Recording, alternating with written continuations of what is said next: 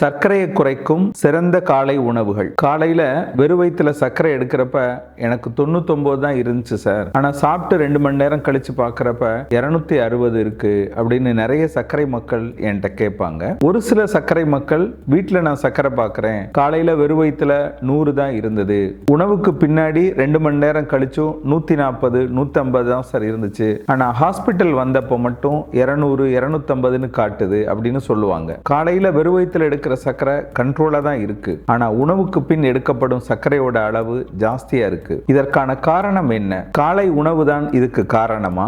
என்ன மாதிரி உணவுகள் நம்ம காலையில சாப்பிட்டா சர்க்கரையோட அளவு அதிகமாகாது? இதை பத்தி தான் இந்த வீடியோல நம்ம பேச போறோம். சர்க்கரை மக்களுக்கு முக்கியமான வீடியோக்கள்ல இதுவும் ஒண்ணு. அதனால வீடியோவை ஆரம்பத்திலிருந்து முடிவு வரைக்கும் ஸ்கிப் பண்ணாம பாருங்க. நான் டாக்டர் மணிவண்ணன், ஸ்ரீ பார்வதி சர்க்கரை நோய் மருத்துவமனை, காரைக்குடி. எங்க சேனல் மூலம் கிடைக்கிற பணம் ஏழை சர்க்கரை குழந்தைகளுக்கு இன்சுலின் வாங்க பயன்படுத்துறோம். அதனால அவசியம் சப்ஸ்கிரைப் பண்ணி பாருங்க. நம்ம சேனல் பார்க்கறவங்க கமெண்ட்ல நல்ல கேள்விகள்லாம் கேட்கறாங்க. அதுல ஒரு கேள்விக்கு பதில் சொல்லிட்டு நம்ம உணவை பத்தி பேசுவோம். டாக்டர், எனக்கு கர்ப்ப காலத்துல சர்க்கரை இருந்தது, இப்பவும் இருக்குது, கடைசி வரைக்கும் மாத்திரை சாப்பிடணுமா? கர்ப்ப காலத்துல 24ல இருந்து 28வது வாரத்துல ஒரு சில பேருக்கு சர்க்கரை நோய் வரலாம். இந்த மாதிரி வர்ற சர்க்கரை நோய் கர்ப்பகால சர்க்கரை நோய் அப்படின்னு அழைக்கப்படுது. இது குழந்தை பிறந்ததும் பெரும்பாலும் இருக்காது. குழந்தை பிறந்த உடனே ஒரு ரத்த பரிசோதனை செஞ்சு பார்க்கணும். அப்ப சர்க்கரையோட அளவு நார்மலா இருக்குன்னா அதன் பின்னாடி ஒரு மாசம் கழிச்சு நம்ம சர்க்கரையோட அளவை மறுபடியும் பரிசோதனை பண்ணணும்.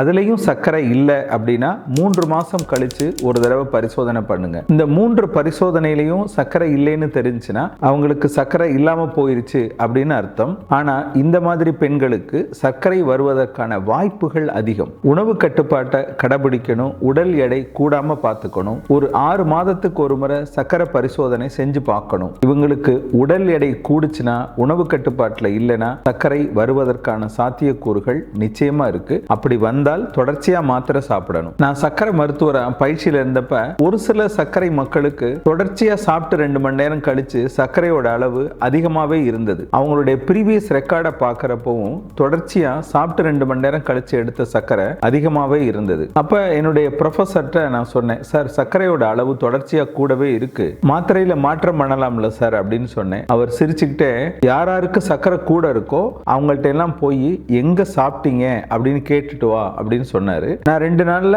அதிகமா சர்க்கரை இருக்கிற எல்லா பேஷண்ட்டையும் எங்க சாப்பிட்டீங்க காலை உணவு அப்படின்னு நான் கேட்டேன். எல்லாமே ஒரு குறிப்பிட்ட ஹோட்டல் பேரை தான் சொன்னாங்க. இது அப்படியே எங்க ப்ரொஃபஸர்கிட்ட சொன்னேன். அவர் சிரிச்சுக்கிட்டே சொன்னாரு, அந்த ஹோட்டல்ல சாம்பார்ல சுவைக்காக கொஞ்சம் வெல்லம் சேர்ப்பாங்க, அதனால அங்க சாப்பிட்டு வந்த எல்லா மக்களுக்கும் சர்க்கரையோட அளவு அதிகமா இருக்கு. இன்னைக்கு ஒரு நாள் தான் அவங்களுடைய சர்க்கரையோட அளவு அதிகமா இருக்கும், மற்ற அவங்க ஊர்ல பார்த்த ரிப்போர்ட்ஸ் எல்லாம் பாரு, அதெல்லாம் நார்மலா இருக்கும் அப்படின்னு சொன்னாரு. அதை பார்த்தேன், நார்மலா தான் இருந்தது. அப்ப HbA1c 3 மாசம் ஆவரேஜ் சர்க்கரை இருக்குல்ல, அது அவ்வளவா வராத காலம். அதனால எங்க ப்ரொஃபசர் கடைசியில சொன்னாரு, அவங்களுடைய ஹிஸ்டரி கேட்டுக்க, இந்த மாதிரி அவங்க சாப்பிட்டனால தான் சர்க்கரையோட அளவு அதிகமா இருக்கு, அதனால மாத்திரையில மாற்றம் பண்ண வேண்டாம் அப்படின்னு சொன்னார். உங்களுடைய வெறுவயிற்றில் எடுக்கப்பட்ட சர்க்கரையின் அளவு எவ்வளவு, சாப்பிட்டு 2 மணி நேரம் கழிச்சு எடுக்கப்பட்ட சர்க்கரையோட அளவு எவ்வளவு அப்படின்னு கமெண்ட்ல சொல்லுங்க. காலை உணவுக்கு பின் எடுக்கப்படும் சர்க்கரை கரெக்டா இருக்கணும்னா காலை உணவு எப்படி இருக்கணும்? அதுக்கு 3 விதிகள் இருக்கு. அதுல முதல் விதி,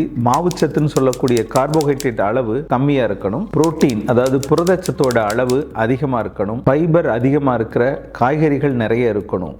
அப்படி இருந்தாதான் சர்க்கரையோட அளவு சரியா இருக்கும். காலையில வெறும் வயிற்றுல எடுக்கப்படும் சர்க்கரையோட அளவு 120க்குள்ள இருக்கணும். சாப்பிட்டு 2 மணி நேரம் கழிச்சு எடுக்கப்படும் சர்க்கரையின் அளவு 180க்குள்ள இருக்கணும். 3 மாசம் ஆவரேஜ் அதாவது HbA1c சொல்லக்கூடிய சர்க்கரையின் அளவு 7, அதிகபட்சம் 7.5க்குள்ள இருக்கணும். வெறும் வயிற்றுல எடுக்கப்படும் சர்க்கரை நம்ம உடலும் வயிறும் ஓய்வா இருக்கிறப்ப எடுக்கப்படும் சர்க்கரை. இந்த நேரத்துல சர்க்கரையோட அளவு அதிகமாகுதா அப்படின்னு பாக்குறதுக்கான பரிசோதனை தான் வெறும் வயிற்றுல எடுக்கிற பரிசோதனை. சாப்பிட்டு 2 மணி நேரம் கழிச்சு எடுக்கப்படும் பரிசோதனை நம்ம உடம்புல நம்ம உணவுக்கு ஏற்றபடி தேவையான அளவுக்கு இன்சுலின் சுரக்குதா, சுரக்கிற இன்சுலின் சர்க்கரையை கட்டுப்படுத்துதா அப்படின்னு பார்க்கிறதுக்கான பரிசோதனை. இதை பத்தி விரிவா நீங்க படிச்சு தெரிஞ்சுக்கணும் அப்படின்னா அதுக்கான லிங்கை டிஸ்கிரிப்ஷன்ல கொடுத்திருக்கேன், நீங்களே பார்த்து படிச்சே தெரிஞ்சுக்கலாம். சர்க்கரை மக்கள் என்னென்ன மாதிரி உணவுகள் சாப்பிடலாம், சர்க்கரை நோயினால் நம்ம உடம்புல என்னென்ன மாதிரி பாதிப்புகள் வரும், சர்க்கரை மக்கள் சர்க்கரையை குறைக்க நம்ம வாழ்க்கை முறையை எப்படி மாத்திக்கலாம் அப்படிங்கறத பத்தி விரிவா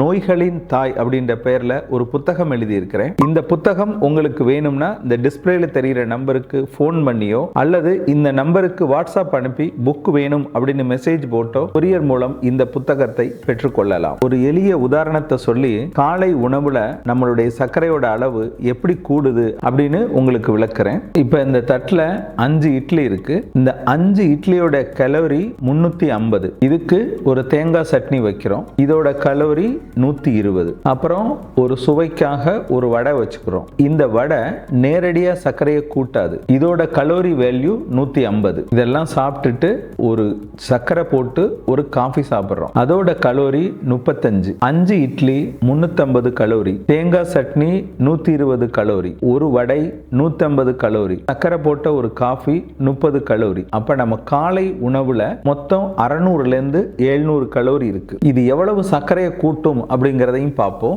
5 இட்லி 80 மில்லிகிராம் சர்க்கரையை கூட்டும். சட்னி 20 மில்லிகிராம் சர்க்கரையை கூட்டும். ஒரு வடை 30 மில்லிகிராம் சர்க்கரையை கூட்டும். சர்க்கரை போட்ட காஃபி 20 மில்லிகிராம் சர்க்கரையை கூட்டும். மொத்தம் 150 மில்லிகிராம். நம்ம காலையில வெறும் வயித்துல 100 சர்க்கரை அப்படின்னா இந்த உணவை நம்ம சாப்பிட்டுட்டு எடுக்கப்படும் சர்க்கரையோட அளவு 250 மில்லிகிராம் கட்டாயம் இருக்கும். இப்ப நம்ம பேசின உணவு ஒரு கடினமா வேலை பார்க்கிற ஒருத்தருடைய மதிய சாப்பாட்டுக்கு சமமான உணவு. இதே உணவை சர்க்கரை மக்கள் எப்படி மாடிஃபை பண்ணலாம், மாத்தலாம். அதே தட்டுல 2 இட்லி வச்சுக்கோங்க. அது 120 கலோரி. பயறு வகைகள் ஏதாவது ஒரு பயிர், பட்டாணி, கொண்டக்கடலை, பாசிப்பயிறு, தட்டைப்பயிறு, தினசரி ஒரு பயிர் சாப்பிடுங்க. அது ஒரு கப் வைங்க. அது 100 கலோரி. நிறைய காய்கறிகள் போட்ட சாம்பார் வச்சுக்கோங்க. இது 100 கலோரி. சர்க்கரை இல்லாத ஒரு காஃபி, இது 10 கலோரி. நீங்க 2 துண்டு ஆப்பிள் அதோட சேர்த்துக்கலாம். இதோட கலோரி 40. இப்ப இந்த மொத்த கலோரி வேல்யூ 370 தான் இருக்கும். இது சர்க்கரை எவ்வளவு கூட்டும் அப்படிங்கறதையும் பார்த்துருவோம். 2 இட்லி 30 மில்லிகிராம் சர்க்கரையை கூட்டும். சாம்பாரும் பயறு வகைகளும் 10 மில்லிகிராம் அளவுக்கு சர்க்கரையை கூட்டும். காஃபி, ஆப்பிள் ரெண்டும் சேர்ந்தாலே 10 மில்லிகிராம் சர்க்கரையை கூட்டும். மொத்தமே ஒரு 50-60 மில்லிகிராம் அளவு தான் சர்க்கரை கூடும். அதாவது வெறும் வயித்துல 100 இருந்தாலும் சாப்பிட்டு 2 மணி நேரம் கழிச்சு சர்க்கரையோட அளவு 150 அல்லது 160க்குள்ள இருக்கும். ரெண்டுமே காலை உணவு தான். இந்த ஒரு சின்ன மாற்றத்தால சர்க்கரையோட அளவும் கட்டுப்பாட்டுல இருக்கும். நான் நிறைய வீடியோக்கள்ல சொல்லி இருக்கிறேன், காலை உணவோட ஏதாவது ஒரு பயிர் எடுத்துக்கோங்கன்னு சொல்லி. ஒரு 5 அல்லது 7 பயிர் வாங்கி வச்சுட்டு தினசரி ஒரு பயிரை அந்த உணவுல சேர்த்துக்கோங்க. காய்கறிகள் நிறைய சேர்த்துக்கோங்க. ஆப்பிள், கொய்யா, பேரிக்காய், பப்பாளி, ஆரஞ்சு, மாதுளை, வெள்ளரிக்காய் இதெல்லாம் உணவுல கொஞ்சம் முடிஞ்ச அளவுக்கு சேர்த்துக்கோங்க. இப்ப காலை உணவுல எது சாப்பிடக்கூடாது அப்படிங்கிறத பார்த்துருவோம். Bread, jam, rava upma, noodles, சேமியா உப்மா, அவல், பூரி, புரோட்டா, பாக்கெட்ல உள்ள உணவுகள், பிஸ்கட்ஸ், கேக்கு, நெய் சேர்க்கப்பட்ட வெண்பொங்கல், ஜூஸ், மில்க் ஷேக், வடை, போண்டா, பணியாரம் இதெல்லாம் காலை உணவுல சாப்பிடவே கூடாது. காலை உணவு அப்படிங்கிறது ஒரு குறிப்பிட்ட நேரத்துக்குள்ள சாப்பிட்டுருங்க. காலையில 8:30லேருந்து 9க்குள்ள சாப்பிடணும் அப்படின்னு ஃபிக்ஸ் பண்ணிக்கிறங்க. நிறைய பேர் காலை உணவு சாப்பிட மாட்டேன்னு சொல்லுவாங்க. அதுவும் தவறு தான். பழங்களை ஜூஸ் போட்டு சாப்பிட வேண்டாம். சர்க்கரை மக்கள் சில பழங்களை சாப்பிடவே கூடாது. மா, பலா, வாழை இதெல்லாம் வேண்டாம். பேரிச்சம்பழம், திராட்சை, சீத்தாப்பழம், சப்போட்டா இதெல்லாம் வேண்டாம். காய்கறிகளை பொறுத்தளவு கிழங்கு வகைகள் முடிஞ்சளவு தவிர்த்திடணும். எண்ணெயை காலை உணவுல 1 அல்லது 2 ஸ்பூன் பயன்படுத்துங்க. நிறைய பேர் காலையில பூரிக்கு உருளைக்கிழங்கு குருமா சாப்பிடுவாங்க. உருளைக்கிழங்கை தவிர்த்துருங்க. தேங்காய் சட்னியும் வேண்டாம். இந்த வீடியோ பதிவோட முதல் கமெண்ட்ல 91% சர்க்கரை மக்களுக்கு தெரியாத 5 விஷயங்கள் அப்படின்ற வீடியோவும் இருக்கு. அதையும் போய் பார்த்து தெரிஞ்சுக்கோங்க. அக்கறை காட்டினால் சர்க்கரை குறையும். உடம்ப பார்த்துக்கோங்க.